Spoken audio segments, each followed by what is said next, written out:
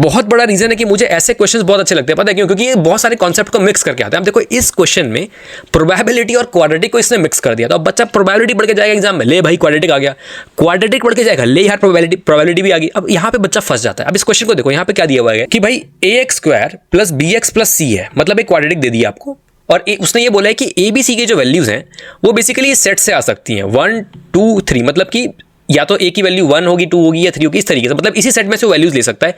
Repetition भी allowed है, मतलब कि ए बी सी की तीनों की वैल्यूज 1 भी हो सकती हैं।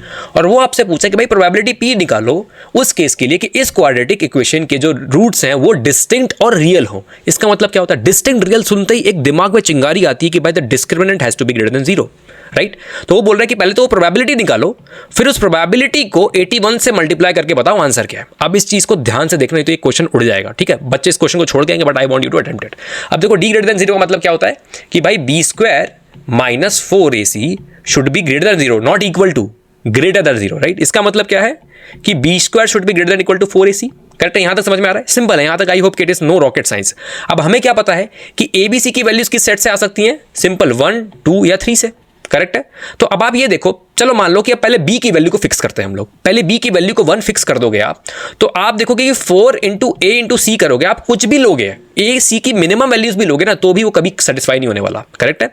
तो जितने भी, अब यहां से कितने केस बनेंगे देखो, अब यहां पे a और c को भरने के कितने तरीके हैं? इसको भरने के 3 तरीके हैं, इसको भरने के 3 तरीके, मतलब 3 × 3 मतलब 9, मतलब वो 9 के 9 केसेस में d ग्रेटर देन 0 नहीं होगा। पहली बात तो ये। अब आगे बढ़ते हैं। अब b की वैल्यू को आप 2 फिक्स कर दो।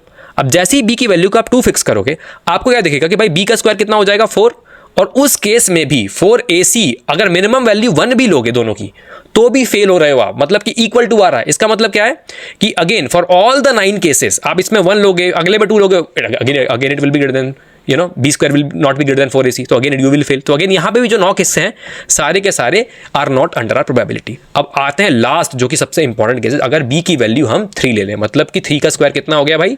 9, तो what is the probability that 9 will be greater then 4 × a × c? अब सोचो कि भाई a c की वैल्यूज को क्या रख सकते हो? तो इसमें 3 ही केस है। देखो, a c की वैल्यू आप पहला 1 1 रख दोगे, तब वो ग्रेटर देन 0 है, 2 1 रख दोगे, और 2 1 और 1 2 रख दोगे। इन्हीं 3 केसेस के लिए वो होगा, और जितने भी केसेस लोगे आप वो 4 × ac से मल्टीप्लाई होके, अगर आप यहाँ पे 2 3 ले लोगे, 3 3 ले लोगे, 3 1 ले लोगे, इवन 3 1 भी ले लोगे, तो भी it will be always less than.